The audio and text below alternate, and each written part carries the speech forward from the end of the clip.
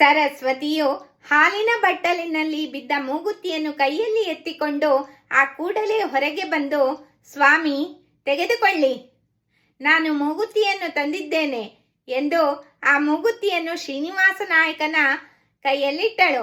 ಶ್ರೀನಿವಾಸ ನಾಯಕನು ಆ ಮೂಗುತಿಯನ್ನು ನೋಡುತ್ತಾ,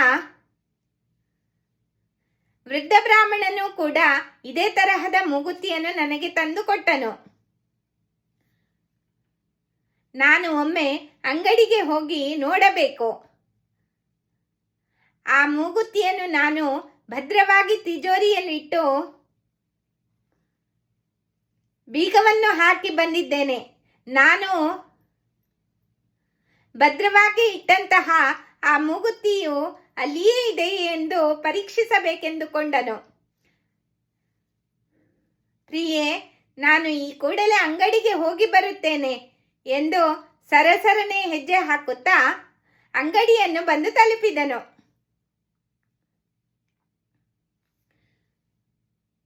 ತಿಜೋರಿಯ ಬೀಗವನ್ನು ತೆಗೆದು ಪೆಟ್ಟಿಗೆಯ ಮುಚ್ಚಳವನ್ನು ತೆರೆದು ನೋಡಿದಾಗ ಮೂಗುತಿಯು ಅದರೊಳಗೆ ಕಾಣಿಸಲಿಲ್ಲ.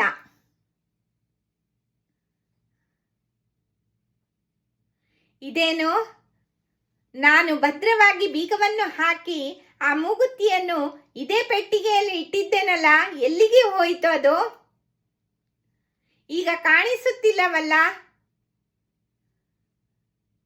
ಆ ತಕ್ಷಣವೇ ಅವನು ಹೊರಗೆ ಬಂದು ನೋಡಿದಾಗ ಆ ವೃದ್ಧ ಬ್ರಾಹ್ಮಣನು ಕೂಡ ಕಾಣಿಸಲಿಲ್ಲ. ಅಂಗಡಿಯಲ್ಲಿದ್ದ ಆ ಹುಡುಗನನ್ನು ಕರೆದು, ಇಲ್ಲಿ ಕುಳಿತದ್ದಂತಹ ವೃದ್ಧ ಬ್ರಾಹ್ಮಣನು ಎಲ್ಲಿಗೆ ಹೋದನು ಎಂದು ಅವನು ಕೇಳಿದಾಗ ಆ ಹುಡುಗನು, ಆ ವೃದ್ಧ ಬ್ರಾಹ್ಮಣನು ಆಗಲೇ ಇಲ್ಲಿಂದ ಹೊರಟು ಹೋದನು ಎಂದು ಆ ಅಂಗಡಿಯಲ್ಲಿದ್ದ ಹುಡುಗನು ಹೇಳಿದನು. ಆ ವೃದ್ಧ ಬ್ರಾಹ್ಮಣನು ಯಾರಾಗಿರಬಹುದು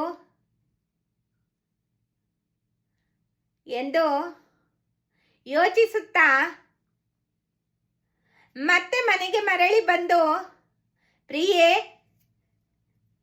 ಇದು ಎಲ್ಲಿ ನಿನಗೆ ಸಿಕ್ಕಿತು, ಹೇಳು ನನಗೆ ಎಂದು ಶ್ರೀನಿವಾಸ ನಾಯಕನು ಸರಸ್ವತಿಯನ್ನು ಕೇಳಿದಾಗ ಸರಸ್ವತಿಯು ನಡೆದ ವಿಷಯವನ್ನೆಲ್ಲ ಶ್ರೀನಿವಾಸ ನಾಯಕನಿಗೆ ತಿಳಿಸಿದಳು.